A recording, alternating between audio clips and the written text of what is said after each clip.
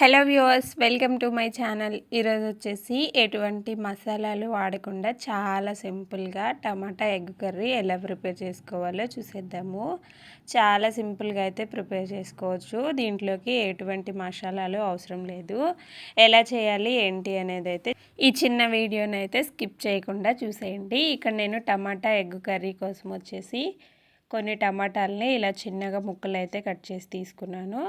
అలాగే 3 ఎగ్స్ని ఉడకబెట్టేసి అయితే తీసుకున్నాను. ఇప్పుడు ఎగ్ కర్రీ ఎలా ప్రిపేర్ చేసుకోవాలో చూసేద్దాము. ముందుగా స్టవ్ వెలిగించేసి స్టవ్ మీద గిన్నె పెట్టేసుకొని అందులో కర్రీకి సరిపడా ఆయిల్ అయితే వేసేసుకోవాలి. ఆయిల్ కొంచెం వేడైన తర్వాత తాలింపు గింజలు అయితే వేసేసుకుందాం.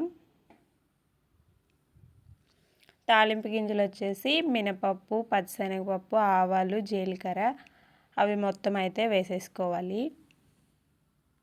నేను ఇక్కడ ఈ కర్రీలోకి అయితే ఎటువంటి మసాలాలు వాడను. చాలా సింపుల్గా అయితే చూపిస్తాను. ఇలా తాలింపు దినుసులు మొత్తం వేసుకొని అవి కొంచెం వేగిన తర్వాత ఒక 2 పచ్చిమిర్చి, కట్ చేసిన పచ్చిమిర్చి, అలాగే కరివేపాకు కూడా వేసుకోవాలి. ఇక్కడ నేను ఉల్లిపాయ అయితే వేయట్లేదు. మీరు కావాలి అంటే ఉల్లిపాయ కూడా వేసుకోండి.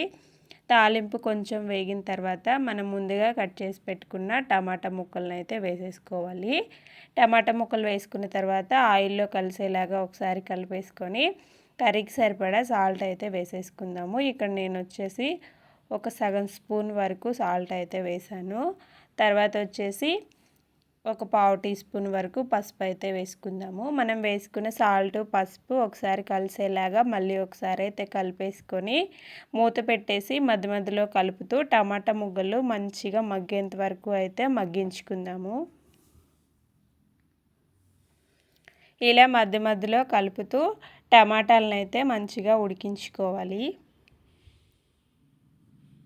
ఇక్కడ టమాటాలు అయితే ఉడికిపోయాయి కదా.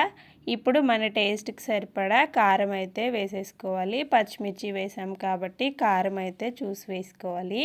కారం కూడా వేసుకున్న తర్వాత ఇలా ఆయిల్ పైకి వచ్చేంత వరకు టమాటాని అయితే ఉడికించాలి. ఇప్పుడు ఇందులోకి వచ్చేసి మనం ముందుగా ఉడికించి పెట్టుకున్నాం కదా ఎగ్స్ని, చాక్తో కొంచెం ఘాటు పెట్టేసుకొని ఎగ్స్ని అయితే వేసేసుకుందాం.